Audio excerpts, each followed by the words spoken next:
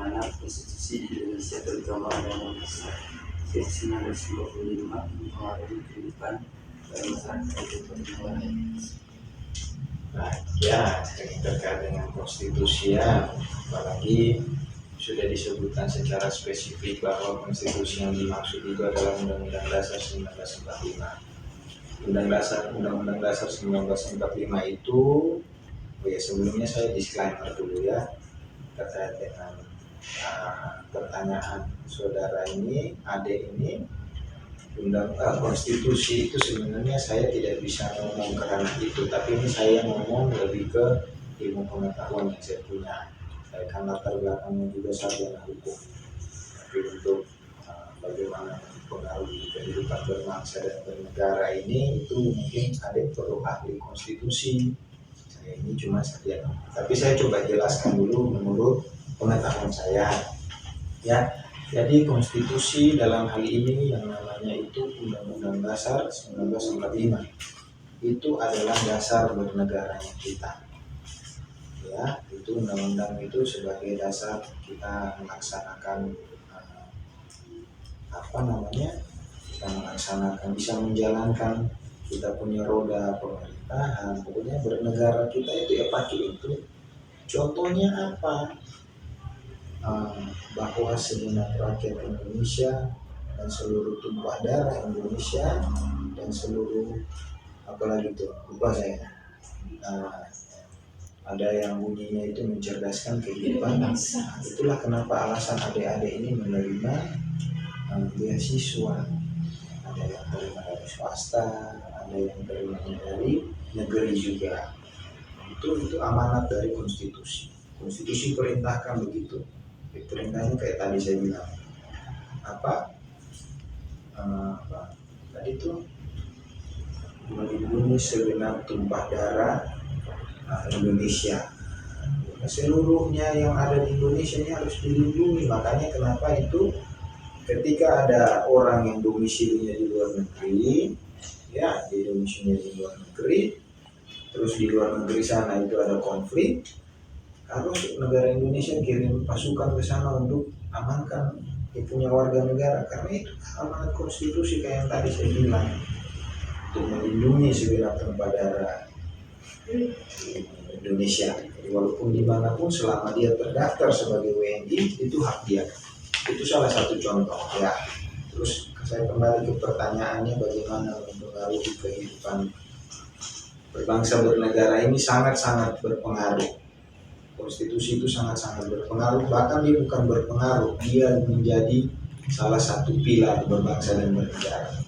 Jadi dia itu bukan mempengaruhi lagi kita punya kehidupan berbangsa dan bernegara, tetapi dialah yang menjadi dasar kita punya negara ini bisa ada sampai sekarang.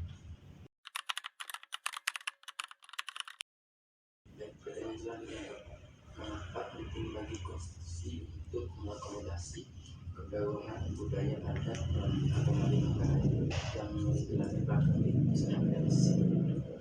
Oke, baik ya. Jadi yang kita tahu ya, bukan di Manggarai saja kita punya etnis ini banyak, dan bukan di Manggarai saja kita punya agama ini bermacam-macam ya.